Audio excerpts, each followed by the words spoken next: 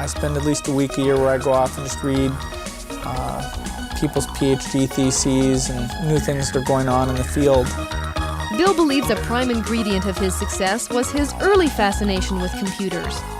You have to understand, when you spend your time thinking intensely about a field, from a very young age, which in my case is, I was 13 or 14 when I started to get involved. That's where you can do great things, is because your mind has really gotten into it. You understand it. What are the ideas that excite you? Or is it just customers? Customers first. Yeah. Second is, the last century, a company, if you want to grow, I believe you should find a good opportunity. But today, this world never lack opportunity. But today, if you want to be a great company, think about what problem you can solve. It's not to catch the opportunity. It's about solving the social problems. Because company like Alibaba, we're growing so fast, it's very difficult for one opportunity that can make us last. Such an organization with the power by internet, with millions of SMEs, with 400 million consumers, what kind of problem you can solve? And I'm excited. Anything you mentioned about cloud computing and talking about the mobile things, anything that's happened in the USA is going to happen in China. There is an amazing degree to which people's ambitions get beaten out of them in these top universities. If I look at what people thought my senior year in high school, sort of like were very ambitious. They had all these ideas what they were going to do. And if you looked at the same people at sort of college plus 5 years, sort of 9 years later, let's say, it was amazing how much things have been ratcheted down. And so I do think there's something problematic where all the talented people go to these schools, they're sort of evaluated on the same terms, and at the end a lot of ambitions are beaten out of them. Probably the one that I think is even worse for people than Harvard in this respect might be Caltech, where you have these brilliant math, physics people, and after 4 years where you're in the middle of your class, you're convinced that the most you can do with your life is become a line engineer at Lockheed, and maybe you can go into mid-level management 20 years later. And so that sort of is characteristic of what I think has happened, and what I think we need to somehow find a way back to is this idea that that there's not just a single track, that there are very different things you can do. The question, what truth do you know that nobody agrees with you on? The sort of career version of this is what are you really good at that other people aren't that good at, or something like that, and that somehow gets discouraged by this incredible homogenization. And big ambitions get discouraged, I think. Don't you think? Everyone, everyone, and it's true of all of us, I suppose, we decide we can make it in a certain line and do things a little, move ahead step by step, but the kind of... Yeah, there's always the ambition to be a founder, that seems to be knocked out.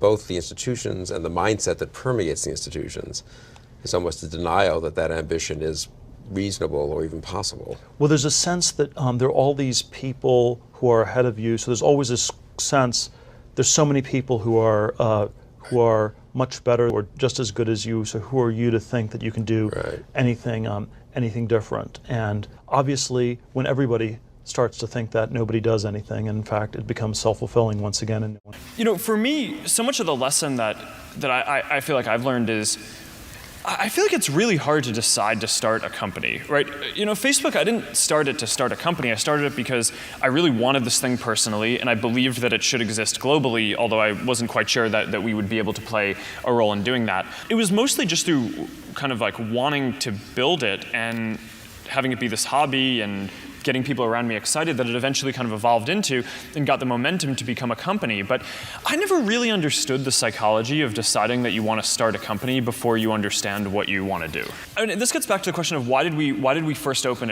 at colleges that had competitors? I have this big fear, I think, of getting locked into doing things that aren't actually the most impactful things. To me, this is like the trait that entrepreneurs have, is they just have this like laser-like ability to go find where they can have the most impact. And when you take on a new project, especially if you hire people or start a company, you're doing that project. And I mean, there are obviously different ways that it can exit and all that, but I think having the flexibility to explore a lot of different things, which you can do when you're in college, which is one of the amazing things about being in college, is you can work on all these hobbies and code a lot of stuff and try a lot of different things. It's this amazing flexibility that I think most people take for granted. And once you decide, okay, I'm going to start a company and I'm going to do it with someone else, you immediately now need to convince someone else if you want to change your mind on something. And I think people really undervalue the option value and flexibility. I think explore what you want to do before committing is really like the key thing, and keep yourself flexible. And no, I think that's. I agree. Yeah, but I think, and you can definitely do that within the framework of a company, but I think you have to be wary about starting a company too rigidly, because you're going to change what you do. I mean, people talk about pivots all the time as if it's like your thing didn't work, so you pivoted. Facebook pivoted many times. It's just that we were college, and then we were not college, and then we were just a website, and then we were a platform, right? And you're going to change what you do. There's another word for the kind of pivots you were talking about: expansions. Well, right? That's not what people usually mean by pivoting. Well, flexibility. Yeah. Follow your instincts. Very easy to say, and incredibly difficult to do. A little more context? Everybody, when they're wondering about what they should do after college or after university, you have the weight of expectations on your shoulders. You have college bills that you might have to pay. You have parents who have expectations for you in a particular direction, and whether you like it or not, subconsciously you carry all that stuff with you. And if you want to go in a different direction from what you've spent the previous 20, 25 years of your life almost being programmed to go and do, that's a very difficult thing to do.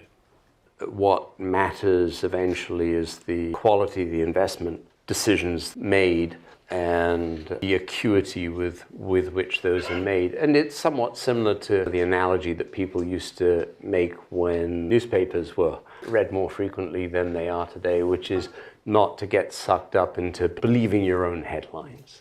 And so I think, especially in today's era, humility also goes a long way, particularly in which, if you don't make the decisions correctly, can hand you out a right royal spanking, no matter how high your public profile. Do you believe that there will be another Steve Jobs in the next 5 to 10 years? No, any more than I believe there'll be another Larry Page or Mark Zuckerberg or Bill Gates. They're each very distinctive personalities. Now, if the question is there somebody whose name we don't know today, who 20 years from now will be very well known because of a company that he or she started? Absolutely, yes. Why do I think Sequoia is the preeminent venture firm? I don't.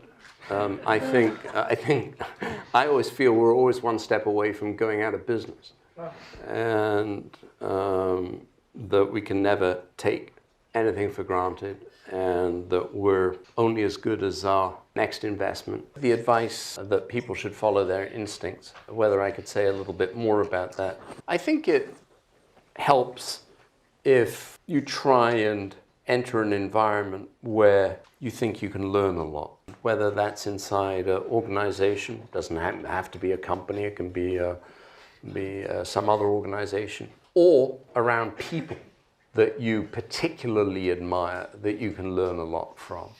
And I think that just helps expand one's horizons. It also gives the individual a sense of what excellence is really like. How realistic is it for a company to do B2C and B2B at the same time? I'm sure there are examples of companies that have pulled it off. I just think right at the beginning you have to concentrate on doing one thing super well. And once you've done that, the second thing becomes easier, particularly if you're dealing with... It's one thing to sell precisely the same product to both audiences. And if you can do that, bless your heart, it's a good thing to do. But I think it's if you've got to tailor the product differently, I think that's a very dangerous thing for a company to do right at the start. You know, it's no coincidence Apple under Steve Jobs was not prepared to compromise, change and alter its products to please corporations. They would build products, and if corporations wanted to buy them, so be it. But they weren't going to come up with special products. It was an approach that obviously served them very well. And then, as you know, there are plenty of examples of other companies that have, over time, succeeded with two different sorts of distribution channels. Plenty of examples of that. But at the beginning, I think simplicity is a virtue. Because I think that's really important, especially for young people, to actually do that self-assessment and find that passion. Do you have any advice? I think many kids and many grown-ups do figure out over time what their passions are. And sometimes we let I don't think it's that hard. I think what happens though sometimes is that we let our intellectual selves overrule those passions. And so that's what needs to be guarded against. Kids are very good about knowing what their passions are. I love that, because I think I've seen you describe this way, that you've always maintained that sense of wonder. I think that's what kids have, but we lose it somehow along the way. Yes, everybody, it's a gift if you can keep your childlike sense of wonder. And it helps with creativity, it helps to have fun. You know, you laugh more and play more if you keep that childlike sense of wonder. What we're really focused on is thinking long term, putting the customer at the center of our universe, and inventing. Those are the three big ideas. I don't think that you can invent on behalf of customers unless you're willing to think long term, because a lot of invention doesn't work.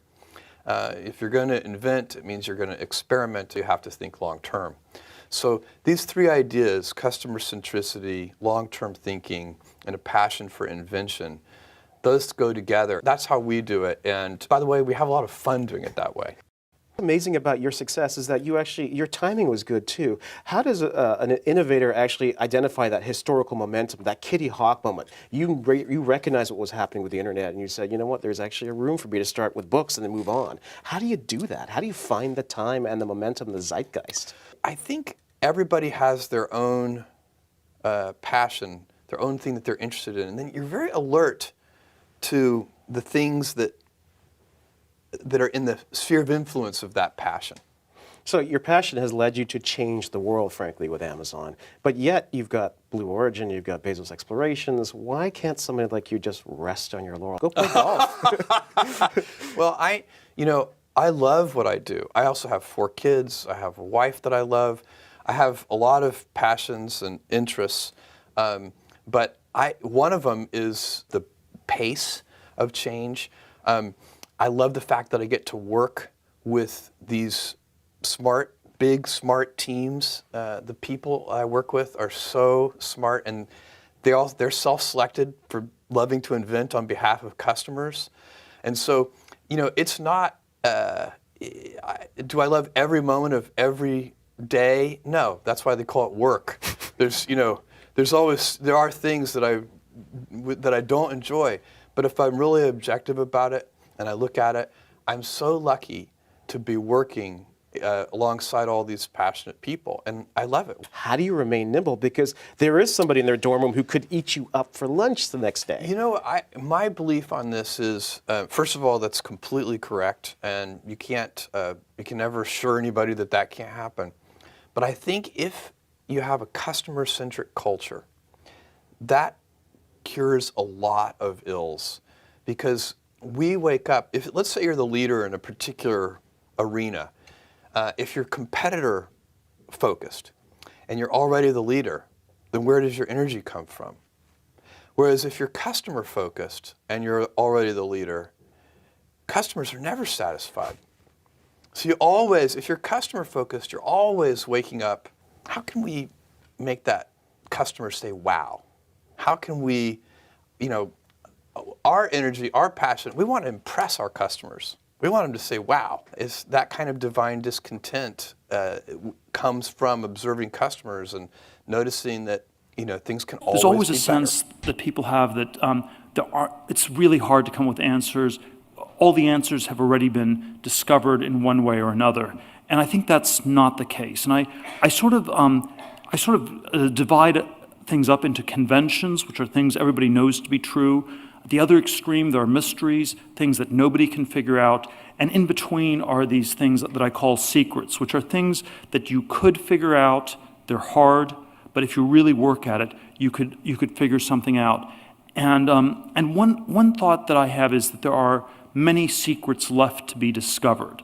I actually think that this is a somewhat non-conventional view, because I think the conventional view is that most secrets have been discovered and that there's nothing new to find. And so, and this is certainly, it is true certainly of certain domains, but I think most things are not like that. And I think there are a lot of fields where new things can be found. We're often discouraged by sort of a version of globalization. We think there are 7 billion other people in the world, and there will always be someone who will have already thought of it. And if no one will have thought of it before us, it must be almost impossibly hard. And so it ends up being this sort of self-fulfilling thing where we don't even try. And I do think the only people who will discover secrets are people who work at it and who try doing it. And I think that many of these great companies have something like this at the core. It's some domain of knowledge, some area where people think they can figure out a lot more. At PayPal, we were very interested in this, in the intersection of money and cryptography. Could you create a new digital currency on the internet? And it was a fairly idiosyncratic field. There were a small number of people working on it. There was this financial cryptography community, and you could sort of understand the field. You could get to the frontiers, and you could explore it quite a bit more. And so I think the second idea I want to leave you with is there still is a frontier left, and the frontier is not infinitely far away. There's certain places where the frontier has been closed, so geographically it's kind of closed, but there are many places where you can still get to the frontier, and it's actually, there are many directions you can go where the frontier is close and where there's a lot left to be discovered. You have developed this at least profile of a young man in a hurry. With all the rough elbows that suggest. I think it's how should I put it? We look at all of the cities and we know that the transportation systems there are just they're not serving everybody's needs. I mean, even here in New York with a great mass transit system, there's still 2.5 million cars going over those bridges every day.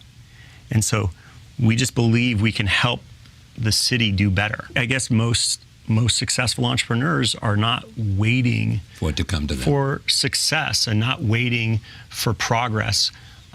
We are generally a little bit forward-leaning when it comes to trying to make progress happen. For me, it's about problem solving and loving to solve problems.